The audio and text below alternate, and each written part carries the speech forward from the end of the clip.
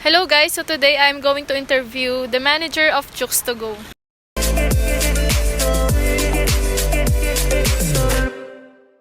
My name is Angel Malyari po. Taking tourism management course. Okay. So, sorry, Angel? Angel Malyari po. Angel na lang call ko nito. So, Angel, ang question mo kasi sa akin is how long are working? Me pala. As a hospitality industry. Same with you. I'm working din as a working student before I graduate. So, after ng graduation ko, I decided to put myself in managerial position here. Pero nag-start ako sa Chowking talaga, sa manager. So, I've been work at Chowking for almost 4 years. Then, after that, nag-work na ako sa Pure Gold manager din before. Pero 3 months lang din. And after that, dito. So, almost 2 months pa lang din ako dito sa Chooks Dining. Kasi kauna-una ang Chooks Dining dito sa Olongapo. So, yun. For almost 5 years na rin ako nagmamanage sa store dito sa food industry. So, the second question mo is, in your experience, what is the key to developing a good team? Kasi sa pagiging managerial o pagmamanage ng isang tao, pinag-aaralan naman siya. So, based dun sa mga na-experience ko before, sa Jollibee Food Corporation galing ako. Kasi lahat naman ng experience ko, ina-apply ko lang naman sa bago kong work today. So, bago naman kami bitawan ng isang company, ni-make sure naman nila na si person o si the manager is talagang na siya, fulfill na siya dun sa pagiging manager. So, tinitrain sa amin kung paano mag-develop ng people, paano mag-develop ng store, and then the analyzation, and then the critical thinking kung paano mag-decide si manager.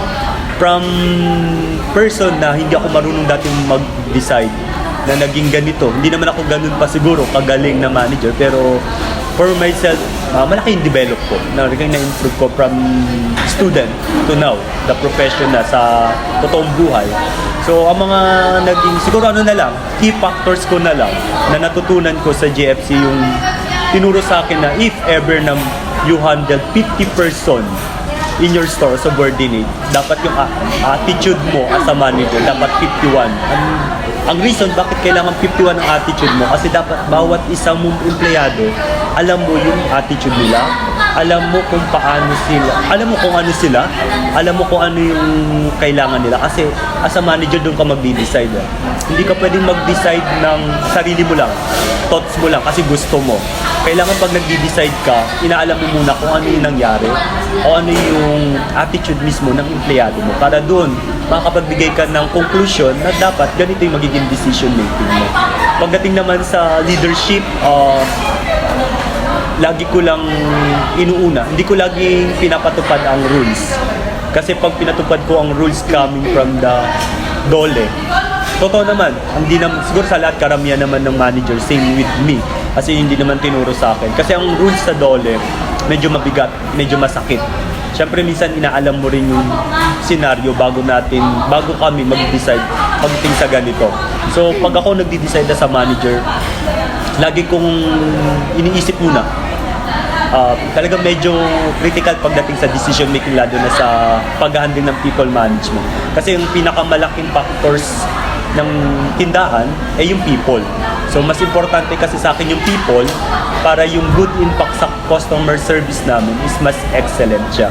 Kasi pag inalagaan mo yung tao mo, yung environment ng store mo mag-iiba, parang pumapasok ka na lang. Kasi tuturing mo siya na second family o second home mo yung store mo. So yun yung natutunan ko nung previous work ko. Sana mo natutunan ko nandun.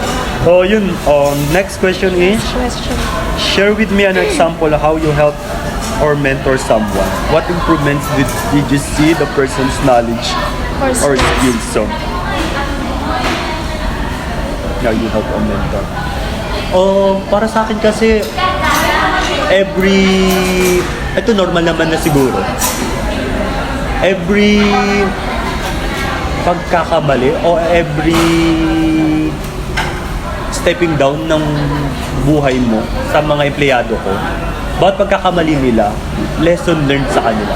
Ini-explain ko na lang based on may ano na rin siguro, experience na pag nagkakamali tayo, may akibat na punishment. Pero siyempre hindi naman ganun kabigat na, depende sa meet mo na kasalanan. Pero para sa akin kasi, bawat pagkakamali dapat may natutunan ka. Yun na lagi kong mini-mentor sa kanila na pag nagkamali ka, i-accept what's the reality, ano yung magiging feedback sa'yo, ano mangyayari sa'yo. Kasi bago mo ginawa ang isang bagay, alam mo na mangyayari ito in the future. Kasi bago mo gawin ang pagkakamali, naisip mo na ito magiging scenario. Sinasabi ko sa kanila, advice na lang lagi na pag ganyan ang laging inaano nyo, accept the reality. Pero dapat doon may natututunan ka para sa susunod hindi mo na ginagawa yung ganitong pangyayari. So ganun lang naman ako mag-mentor sa kanila. Pag problem, gusto ko lang na nag-share sila sa akin ng knowledge, ng problem pala, nag-share sila sa akin ng problem para in the future, baka maka-help kasi ako. Sabi ko nga nung una na mas mahalaga sa akin ang people management kasi yan yung foundation ko sa store para maging strong yung leadership ko towards sa kanila and then yung tiwala nila sa akin. As a leader, ganun ako mag-isip, ganun din ako mag-decide para sa kanila. So, mahalaga sa akin ang people management. So, yun lang. Ano pa? Baka may dadagdag kang question? Okay na po yan. Hindi question na. Question sa akin? Ano pa? Baka may dadagdag pa ako? No. Ayun lang. Once kasi, ako, as a type of a person leader, hindi ako yung person na nag-uutos. Hindi ako type of leadership na inuutos ko kasi pinapamukha ko sa kanila na leader ako. Kasi galing nga ako sa pagiging crew, so ayoko nararanasan nila na ay, manager siya ganito. Ay, si manager nakakatakot. Ay, si manager ganito. So ako as a type of leader, kung anong ginagawa nila as a crew, gusto ko ginagawa ko rin. Kasi gusto ko, balance kami, pantay kami. Ang gusto ko lang na maituring nila sa akin, gawin lang nila ako dito na kuya, siguro, kasi ayoko pa maging matanda ng tatay. Bata pa naman ako. 28 years old pa lang ako. So gusto ko tawagin lang nila akong kuya dito sa store. Pero siyempre ando pa rin respeto. Pero gusto ko ganun na yung magiging outcome ng store ko. Hindi ako type person na mag-uutos ako sa mga staff ko. Lagi akong nakikiusap sa kanila na gawin nila yung bagay na ganito. Gusto ko sa operation ko, happy lang. Pero pag nagkamali, siyempre, yun nga, sabi ko may natututunan. Mistake, pag na-mistake, ganun, learning. Kasi ibang manager, hindi ko naman inaano yung lahat. Pero hindi rin naman ako perfect manager. Pero yun nga, na pag nagkakamali, siyempre, paano sigawan si staff, paano sila pagalitan. Masakit kasi siyempre pagpapagalitan ka ng manager. So, yun yung sa akin. Ayoko ma-experience ng staff ko na tamad na tamad sila pumasok kasi si manager ganito. Hindi sila masaya, ganun.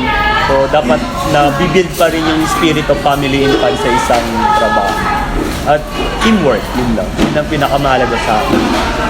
Ano pa? Ano pa bang attitude ko as a manager? Okay na po. Wala naman na siya. So, yun lang naman yung naano. Thank you so much. Thank you, Thank you po. Angel, no? Opo. Thank you sa time. Thank you po for... So, ulitin ulit. Sige po, next time Thank po you po. ulit. Sige po, ingat.